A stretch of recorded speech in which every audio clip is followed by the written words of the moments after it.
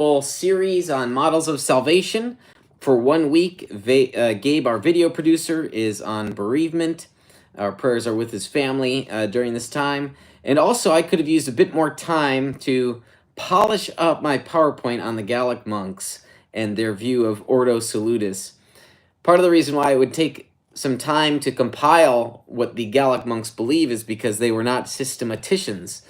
And so while later thinkers are intentionally trying to craft a system, the Gallic Monks didn't think like that. I've got more comments on that later, but first I want to tell you about this new book written by Matthew Bates, who is he's an acquaintance, he's a friend, we're friendly, we've had some conversations. He's a great guy, a great thinker, and what really excites me is that I agree with him on a lot of this stuff.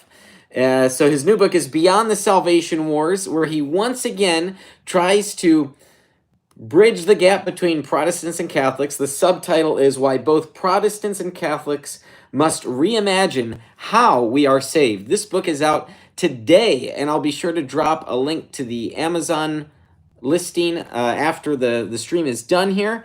You can go ahead and search for it, though, Beyond the Salvation Wars.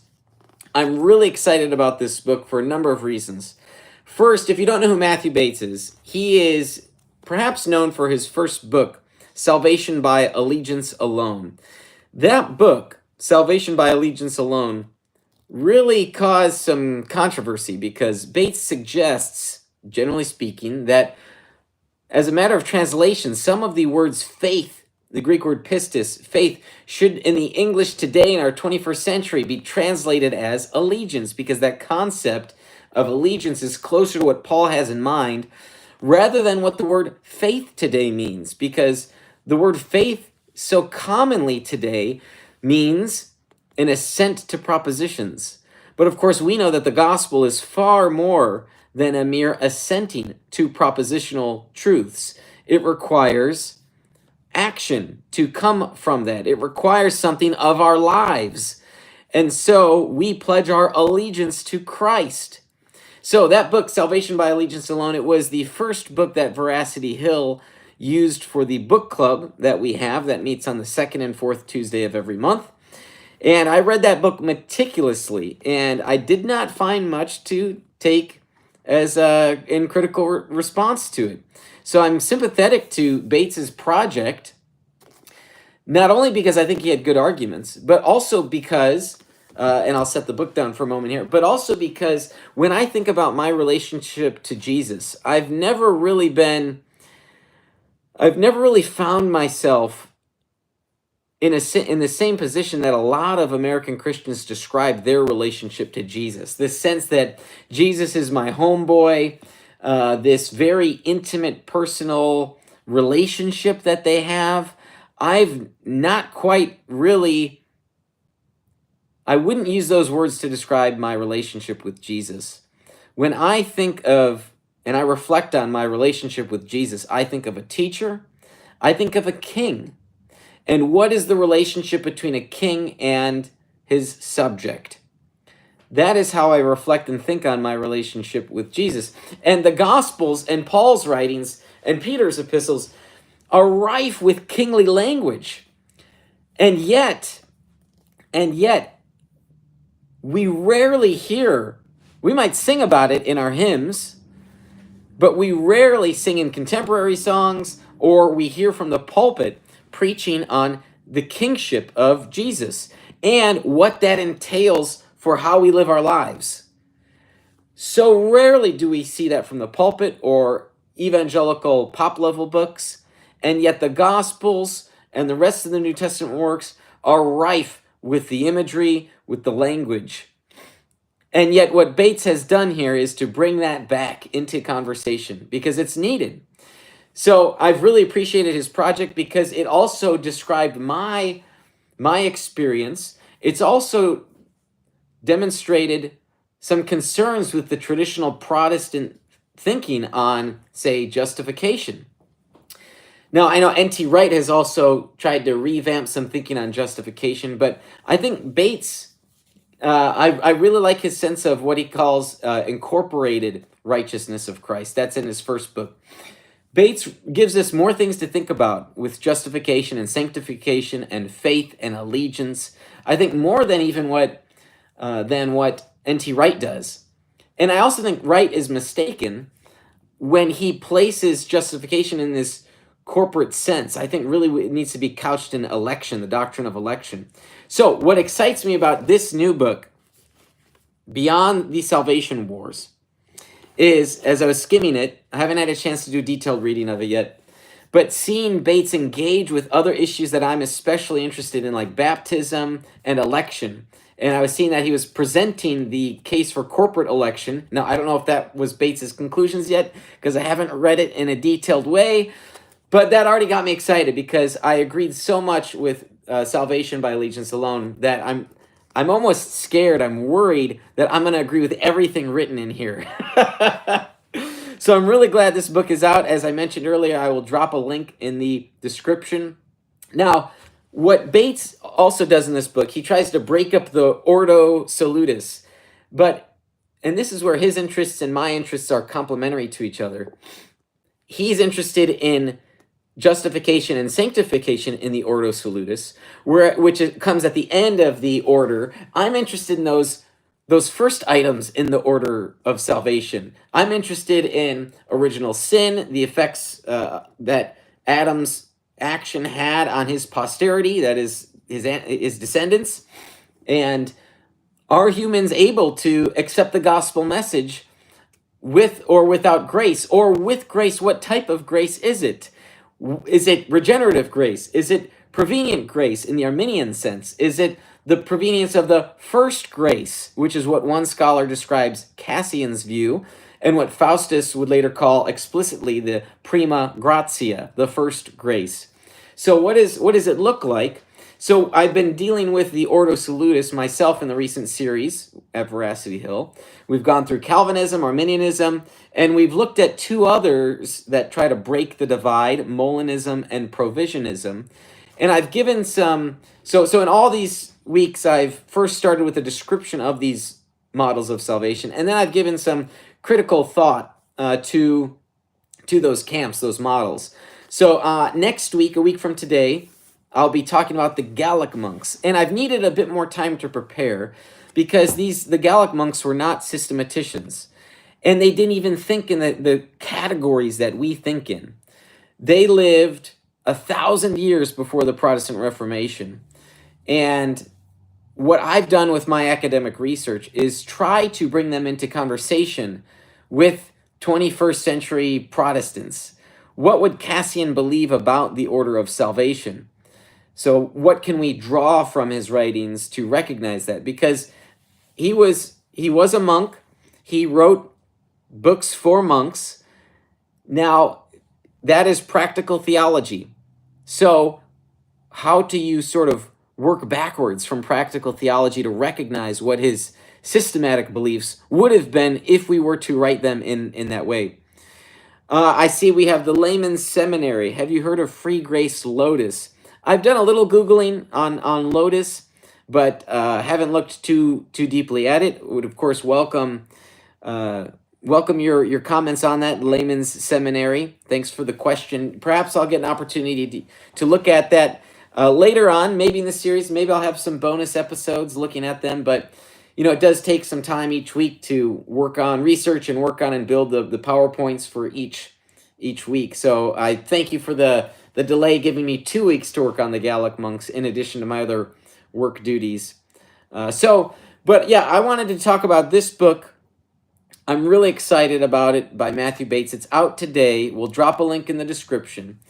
And what Bates does, he tries to bridge that divide between Catholics and Protestants on these issues. And he got flack with the first book. He'll get flack again, I'm sure, with this one. But I've been sympathetic to it because I think it when you think of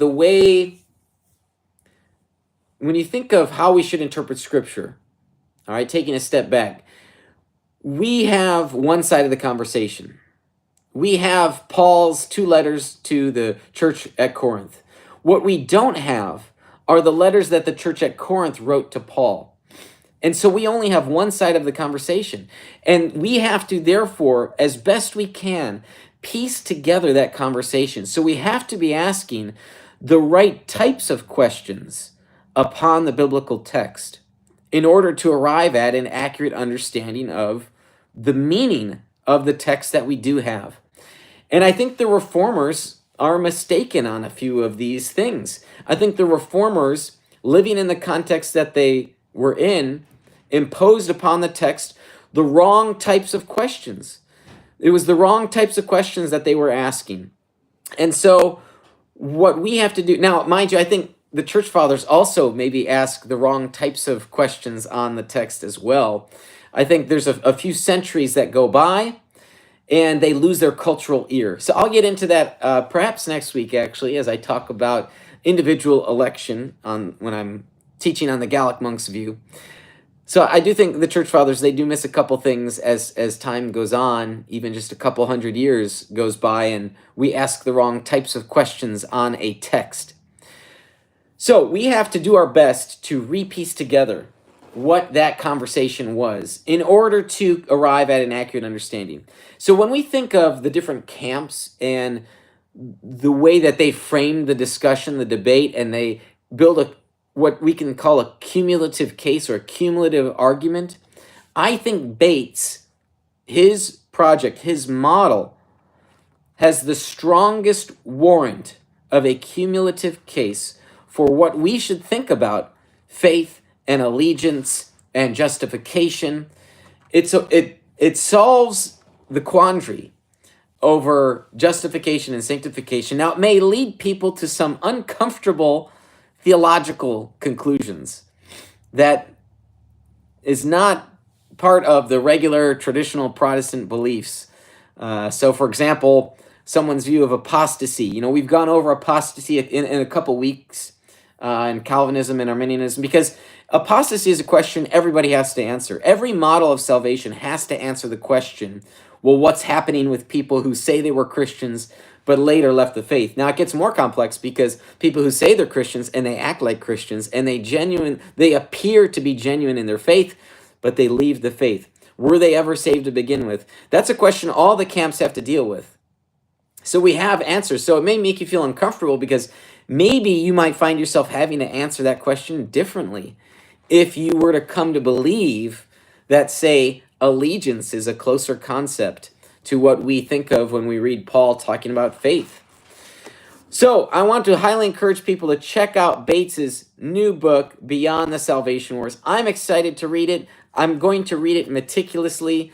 And some of the other books that Bates has written since, I haven't been able to just look at in detail, but this one I'm really excited about because he deals with other issues that are close to my heart, like election and baptism, and I'm curious to see what he's going to say. Bates is a well-researched scholar. This is not armchair theology. The one critique I would have, which this can be anticipated, is that there are end notes at the end and not in the footer. Come on. The publishers should know better by now that we apologists, we theologians, even the amateur ones, we love the footnotes. We want to get distracted. We want to go down rabbit trails. And so Julian is saying boo endnotes? What? No. Julian, get behind me. Or let's see, boo. No, yeah, that's right. Sorry, I misunderstood. Yes, boo endnotes. Footnotes, correct. I'm sorry, I misread that, Julian. So we're with each other then. We are in agreement. So now I do see you've got another comment here. I think it's good to have a healthy skepticism. So Julian writes this. I think it's good to have a healthy skepticism of the theologians of history. Ancientness doesn't equate to truth. Sounds good to be wrestling with the reformers. Yes, I mean, there is sort of this draw to ancientness. I think what the draw is that people have been thinking about these subjects long before we showed up on the scene. And so in that sense, the author of Ecclesiastes is correct that there is nothing new under the sun. I think that's the draw that many people have to the ancient Christian heritage, Christian traditions. You know, it's really becoming more popular these days for people who grew up in evangelical homes to be drawn by Roman Catholicism and Eastern Orthodoxy because of the ancient traditions. Now, how ancient are those traditions is a matter of question. And as I like to point out, those traditions evolved because, well, let's just talk about the institutionalization of the Eucharist. When we have the Last Supper, I mean, at a base level, it's a supper. They were supping. They were having a meal together. And now what people do is they stand up, they get in line, they take their little wafer, and they eat it. So this is certainly something different. So these traditions, there is a draw to traditions. I'm happy to grant that. I am drawn to traditions. But I'm also not so naive to recognize that some of these traditions were inventions themselves, some out of very practical situations. There was a practical need, but that might change one's view of what, say, church looks like, and how to do church, and what fellowship looks like, and when to have communion. What does that look like? Whenever you eat and drink this, right? Do this in remembrance of me, Jesus taught. So I'm drawn to ancientness, but also fully aware that, hey, even the ancients get it wrong. I think we should say that humbly, of course. I think they get it wrong here. But also, I don't want to reject the reformers either, right? We want to treat the theologians of the past with respect and wrestle with the issues they're wrestling with, but also realize maybe they were asking the wrong sorts of questions about that. So I really enjoy learning from the Christian tradition. I enjoy learning from theologians from the past, working on a book, an introductory level book on the theologians of the past. I'll have more to say on that hopefully in the following months, but a nice project coming out of Veracity Hill, and with a few of the contributors from Defenders Media assisting on that project. So yes, I want to recommend this book, Beyond the Salvation Wars. We'll put a link in the description, written by Matthew Bates, out today. It's fresh. It's, how many pages is it? 260 some pages. So it's meaty, but there's a lot of great thought here if you want to have your views challenged because you don't like being comfortable sitting on the couch with your beliefs. Wrestle with this book, wrestle with the arguments that he has, and feel inspired to grow in your faith as well. So I like Bates because, like me, he wants to clarify a complex issue. That's what we're trying to do at Veracity Hill, and to help you grow to have a flourishing faith. So if you've got questions, feel free to ask away in the comments. Feel free to send a message to me through the Veracity Hill website. If you like the content that we're producing at Veracity Hill, from the generally speaking weekly live streams, but also we're releasing clips and shorts, one every day actually. So we have 7 videos a week going out at Veracity Hill. So be sure to subscribe so you don't miss, and consider partnering with us at veracityhill.com/donate. We would love to get your partnership, even at, say, $20 a month. Veracity Hill is a partner-supported ministry. Next week, I'll be coming back with a regular programming, and we'll get into the Gallic Monks. We'll wrestle with their views, and looking forward to teaching on John Cassian, Vincent of Lorenz, and Faustus of Fries, and their model of salvation. So, have a great week, and we'll see you next time.